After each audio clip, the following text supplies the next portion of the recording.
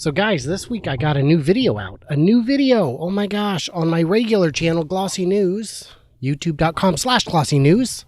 It's where you can find all my really, really funny stuff. So this one is another from my How It's Really Made series. Now, it's kind of fun. See, what I did is my first real video back when I got serious, I guess, if you could call it that. It was one I'd been kicking around in my head for probably 2 years at the time, and it was how hot dogs are really made. And I thought, wouldn't it be funny if I just took the actual video and just changed the voiceover? And so I downloaded it and I started editing it, and I got into it a ways and realized, no, I need to cut it up a bit, make it different, significantly shorter and better, just better all around. And so then I thought, wouldn't it be great to add clips of other stuff? Oh my gosh. And so I kept adding to it, and it was a massive undertaking. I probably put, I'm going to say 70 to 80 hours into that first video. And I didn't have, I didn't have equipment at the time. I had a laptop, which was capable of editing. And I had, that's what I had. And so there was a huge learning curve to figuring out Adobe Premiere, which, once you got the hang of it, it's great. But my God, learning is just painful. So I actually recorded the voiceover at my cousin Andy's studio, Maplewood Studios in SeaTac. And it was just a lot of fun. And I uploaded it, and it did well. It did so well that I should have taken it more seriously right away, but I didn't. My next How It's Made, chicken nuggets, and that's another easy one. Months down the road, like 4 months later, 5 months later, and that did really well too. It got a huge boost right out of the gate from social media, and I was like, okay, I can do this. But then I didn't, because I didn't know what to do next. Well, since then I've done more. I've done, it's really hard to come up with something to do, and I ask my viewers to suggest stuff, and they come up with stuff, but a lot of it, like one guy suggested ham, how ham is really made. It's like, well, you cut open a pig and you have ham. I'm not sure what I would say about that. So at any rate, this week I made a new one, and in doing that, what I actually did is I started 8 new ones, technically 9 because I added one along the way. So I've got 1 finished, 8 more in the pipeline, because there's a lot of crossover when you're looking through video clips of what you're going to use, that you're like, oh, that would be good for Cheez-Its or Velveeta, but not veggie burgers or wheat thins. And those are all ones I'm actually working on. I'm also working on Red Bull. But the one I finished this week is Mountain Dew. And then I grab all the clips and I start paring them down and trying to formulate where this is going to go. And a problem comes up in that a lot of the really great jokes I've already used. It feels like in the first 2 videos alone, I kind of blew my load in terms of comedy. There's only so many good words for mixture or, the substance, calling it a slurry. That's a good word for something that is not water and sand, but rather food. And so it's gotten pretty challenging. And also in terms of what's disgusting that I can say is actually included, it's the more of these I do, the harder they get. So the Mountain Dew one is up. It's out. It's a lot of fun. And more are coming, but they're coming slowly because they're just a lot more work than I thought. And so really, I've got probably, I'm going to say 30 or 40 videos I'm working on right now, maybe 20. And I imagine, I think of it like a wave cresting. Right now, it's just a little lump out at sea, but soon it'll come to the beach and all of a sudden there'll be more than you know what to do with, I assume, after a fit of mania. But right now, I'm just so damn obsessed with the election, it's hard to get to them. So you know what? Why don't we take a minute? And I know this isn't great for the podcast listeners, but for the podcast viewers, it's better. I'm going to play the Mountain Dew video. It's only 3-ish minutes long, so let's just play that now.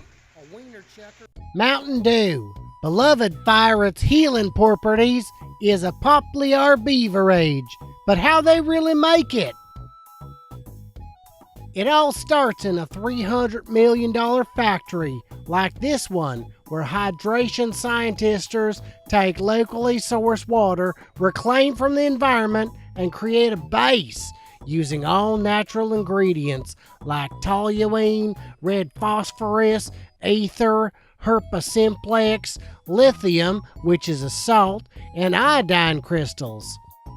Crystals, of course, have healing properties. They combine them using techniques, methods, and systemic processes. Careful attention is paid to keep the chemical goo off the workers' hands and prevent them from contracting sody lung. The syrup is sent over to the H-Yolk smasher for mixing, but there's a few more steppages before it's going to be safe to drink. The distinctive flavor is created using pseudoephedrine, acetone, chlamydia, sodium hydroxide, and anhydrous ammonia. Then mix that with castoreum, which representatives from the Pepsi Corporation strongly suggest you do not look up on the Google. That's castoreum, a popular flavoring that you should not Google.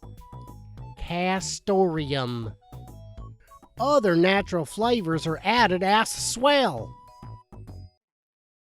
With all the ingredients smooshed together, the super mix begins. Ultra high pressure vats like this one run 30,000 watts of electric through the amalgam for 4 minutes and 20 seconds to fuse the elements, compounds, and reactions in between. Luckily, this leaves them only slightly radioactive in the end. It's not dangerous. It's about the same radiation level you'd get as flying in an airplane. Continuously, for a dozen lifetimes. Over the next few days, cobalt and lead chambers diffuse much of the radiation until it reaches what those business crushers at the USDA call people survival levels. The mixture is carefully dripped into cans and bottles on its way past your toddler's teeth and into that green outgoo we've all seen in diapers. The byproducts from the process are extremely hazardous, so they are safely discharged into the nearby waterways where they spread out, giving free nutrients to the flora, fauna, fish, and birds, making them safe and beneficial to the environment. And that, my friends, is how Mountain Dew has its made. So yeah, there you go. As you can see, there's, a lot of fun to be had. There's, a lot of the jokes have gotten even subtler. In the hot dog one, I said that they add, charcoal, saltpeter, and sulfur, and the joke there is that's gunpowder. And in this one, the joke was, the chemicals I listed are how to make meth at home, which I had to Google, so I'm sure I'm on some kind of list now. That's great. I always wanted to be on that list, especially with the neighbors knowing me as the guy who hangs out in a shed all night. So that's, I'm sure, just awesome. But no, the upcoming ones, will hopefully be this one, in terms of how refined it is, like the hot dog one, I would call that like 98% refined. This one, unfortunately, is only like 95% refined. There's a couple of stray frames here and there where if you were to watch it 100 times, as I have in the course of editing it, you would see them. But it got to the point where it was like, you know what, I've got to just put a cap on this, put it to bed, call it a night. And yeah, I will go the 98% effort on the next ones. And this one, what I did that was actually great is I allowed myself to do what I consider a perfect voiceover, in that I did, on a lot of them, 5-10 takes of the same line. With the hot dog one, I actually only did maybe at most 2 or 3 takes on anything. And on some of them, 1 take, which in hindsight was pretty crazy and dangerous, but it worked out great. And the hot dog video, to this day gets 500 to 800 views a day. And the chicken nugget one last week, for some reason, was up around 1,000 to 1,200 views a day. It just really took off in terms of search placement on YouTube and on Google, and in terms of people sharing it. And the comments, oh my gosh, how can you do this to baby chicks? You're awful. You're just horrible people. Me? And then, of course, I get the endless stream of comments saying, fake, this is fake, so fake. Well, it is pretty fake. The chicken nugget one I'm really proud of because all but about 8 seconds of it, maybe 5 seconds, is actually from chicken processing poultry plants around the world. And one guy even said, somebody said fake, and the guy responded to him saying, look, this guy's got like less than 1,000 subscribers. His channel has, I don't know, less than 1 million views. There's no way he could afford to fake all this footage. It came from somewhere. And it did. And I actually think one video I'm considering making is, a lot of people point me to the McDonald's. McDonald's put out a video saying, no, there's no pink slime in our chicken nuggets. It's real. It's good chicken. Here's the proof. And the proof is an absolute joke. They show this pristine plant where people are gently filleting chicken breasts and, slicing off the fat and gently placing them to the next station. Well, they don't show how the chickens are raised or killed. And then they say, oh, and then we add other dark meat to the mix. Right. Okay. Let's see where that comes from. How come you're not showing that, McDonald's? And it's not great chicken because, so for example, take KFC. They have chicken nuggets, but they're not chicken nuggets. They're white meat chicken breaded things. And if you take one and break it open, what you'll see is something that looks very much like chicken. If you break open a chicken nugget from McDonald's, what you'll see looks like foam. It looks like styrofoam. That, my friend, that is not what chicken is. If you want to say it's not pink slime, that's fine, but it sure as hell is not chicken. So yeah, anyway, that's my new How It's Really Made, and, check it out. Share it. Give it some love. I'll put the link in the description, as I do, and, let me know. And it's already got, I don't know, 1,500 views, something like that, maybe 1,350, I don't know.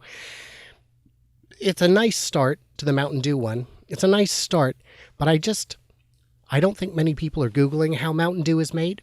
And to my absolute dismay, if you go to YouTube and search, how is Mountain Dew made?